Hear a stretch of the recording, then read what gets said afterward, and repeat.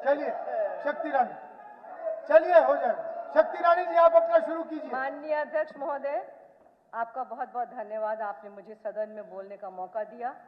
आज इस सदन में मैं adjournment motion law and order situation in Haryana पर बोलते हुए हरियाणा की कानून व्यवस्था की वास्तविक तस्वीर आपके समक्ष रखना चाहती हूँ। विपक्ष ने पहले कुछ समय से यह भ्रम फैलाने की कोशिश की है कि राज्य में अपराध बढ़ रहे हैं और जनता असुरक्षित महसूस कर रही है। ये सिर्फ इन्वेस्टर्स को और बिजनेस क्लास लोगों को गुमराह कर रहे हैं कि वो यहाँ इन्वेस्ट ना करें, लेकिन अध्यक्ष महोदय, सच्चाई इससे बिल्कुल अलग है। भाजपा की सरकार ने अपराधियों के लिए हरियाणा की धरती को सुरक्षित बना दिया है और अपराध के प्रति जीरो टॉलरेंस रखी हुई है। आज हर नागरिक को सुरक्षा का भरोसा मिला है, अपराधों पर प्रभावी अंकुश लगाया गया है और प्रदेश की जनता अपने आप को सुरक्षित महसूस कर रही है। मैं बताना चाहूंगी कि हरियाणा अब इन्वेस्टर्स और बिजनेस क्लास लोगों की पहली पसंद बन गया है और लोग उत्सुक हैं यहाँ पर बिजनेस सेटअप या अपना पैसा इन्वेस्ट करने के लिए। हरियाणा सरकार में माननीय मुख्यमंत्री जी के नेतृत्व में प्रदेश में सुरक्षित कानून व्यवस्था को बनाने के लिए ठोस कदम उठाए गए हैं। प्रदेश में अपराधों पर प्रभावी अंकुश लगाया गया है। सरकार द्वारा पुलिस व्यवस्था को आधुनिक तकनीक से जोड़ा गया है। थाना स्तर पर सुविधाओं को विस्तार किया गया है और महिला सुरक्षा के लिए हर जिले में महिला थाना खोला गया है, जिससे प्रदेश की हर महिला अपने आप को सुरक्षित महसूस कर रही है। और मैं ये बताना चाहूंगी कि आज से भी पूर्व में सरकारें रही हैं, पर क्या कभी उन्होंने सोचा कि महिला थाना बनाया जाए? अध्यक्ष महोदय, आप बैठ जाइए, हम बोले नहीं, बैठिए, बैठ जाइए। शक्ति रानी जी आप अपना अध्यक्ष महोदय, मैं सदन को पूर्व की सरकार के समय में हुए मामले के बारे में बताना चाहूंगी कि वर्ष 2007 में फरीदाबाद में रहने वाली 2 छात्राएं उम्र 17 व 18 वर्ष परीक्षा के बाद घर नहीं पहुंची, जिसके संबंध में गुमशुदगी दर्ज करवाई गई।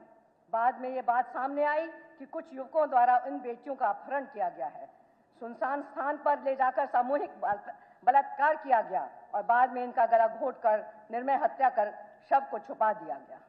उस समय की सरकार के प्रति जन आक्रोश हुआ। सरकार पर विश्वास न होने पर इस केस को सीबीआई को सौंपा गया।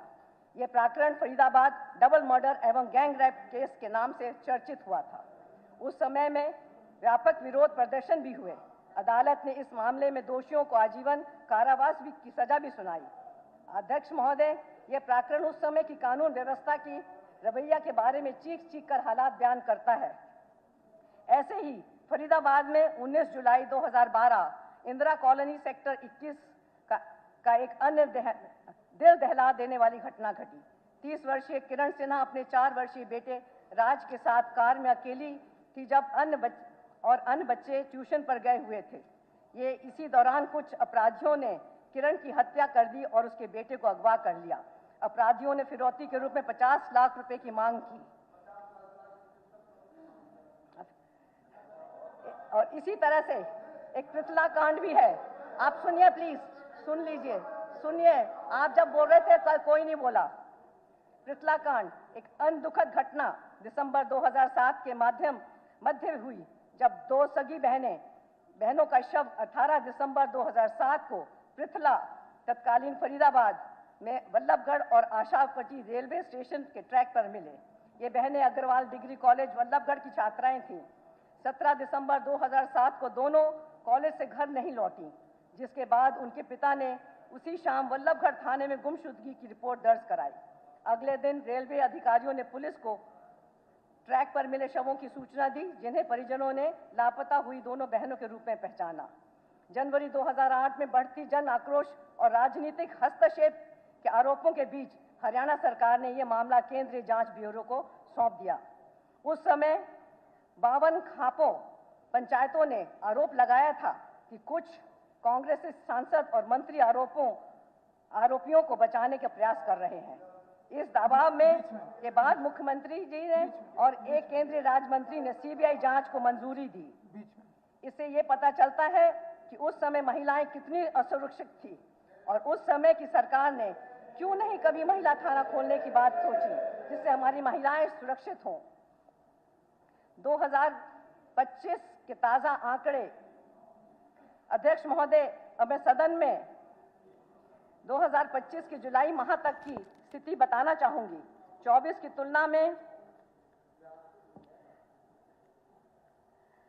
साइबर क्राइम पे तो बोल चुके हैं। 2004 से 2014 तक के समय में हरियाणा में अपराध और कानून व्यवस्था की स्थिति, जी सुन लीजिए, उनको बोलने दो, बीच में डिस्टर्ब मत सुन करो लीजिए भाई। प्लीज। उनको बोलने दो ना, सुनाई नहीं देगा। 2004 आप बोलो। से 14 तक के समय में हरियाणा में अपराध और कानून व्यवस्था की स्थिति लगातार चिंता का विषय बनी रही। उस समय सार्वजनिक स्थानों पर हत्याएं होती थीं। बेटियों और बहनों के खिलाफ अपराध तेजी से बढ़ते थे। अपराधी खुलेआम घूमते थे और उन्हें कानून व्यवस्था का जरा भी भय नहीं था। उस दौर में आम नागरिक और जनप्रतिनिधि असुरक्षित के माहौल में जीने को मजबूर थे। लेकिन 2014 के बाद भाजपा सरकार सत्ता में आई, तब अपराध नियंत्रण पे कड़े कदम उठाए गए।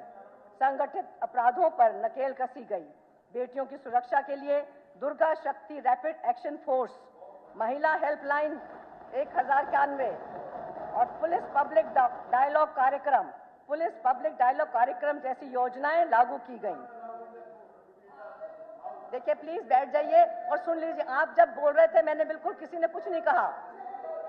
शक्ति रानी जी, बीच आप मेरा समय बर्बाद कर रहे हैं। रेफरेंस लेते हो। आप मेरा समय बर्बाद कर रहे हैं, मुझे बोलने दीजिए। कोई नहीं, थोड़ा रेफरेंस लेते रहो, कोई बात नहीं।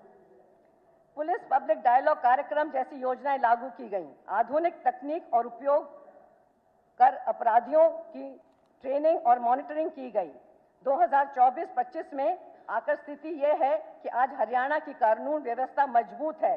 अपराधी अपराध करने से पहले 100 बार सोचते हैं, क्योंकि तुरंत कार्रवाई और सख्त सजा सुनाई जाती है। अध्यक्ष महोदय, उपरोक्त तथ्यों और आंकड़ों से ये पूरी तरह स्पष्ट है कि हरियाणा अब अपराधियों का गढ़ नहीं है। भाजपा सरकार ने कानून व्यवस्था को मजबूत किया है, अपराधियों पर नकेल कसी है और जनता को सुरक्षा का एहसास दिया है। विपक्ष का यह स्थगन प्रस्ताव केवल एक राजनीतिक हथकंडा है जिसका उद्देश्य जनता को गुमराह करना है। लेकिन सच्चाई ये है कि आज हरियाणा में कानून का राज है, अपराधी जेल में की सलाखों के पीछे हैं और जनता सुरक्षित है। भाजपा सरकार आने वाले समय में भी अपराध रोकथाम के उपायों को और मजबूती से लागू करेगी, इसका मुझे पूर्ण विश्वास है। बहुत बहुत धन्यवाद अध्यक्ष जी, बहुत बहुत धन्यवाद। भारत भूषण बत्रा जी। Honorable Speaker, sir, I have been given opportunity to speak. I am very thankful to you.